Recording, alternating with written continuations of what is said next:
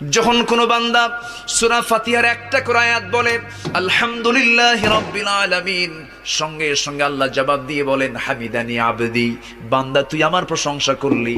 আর রহমানির রহিম যখন বলে আল্লাহ বলেন আসনা আলাইয়া আবদি।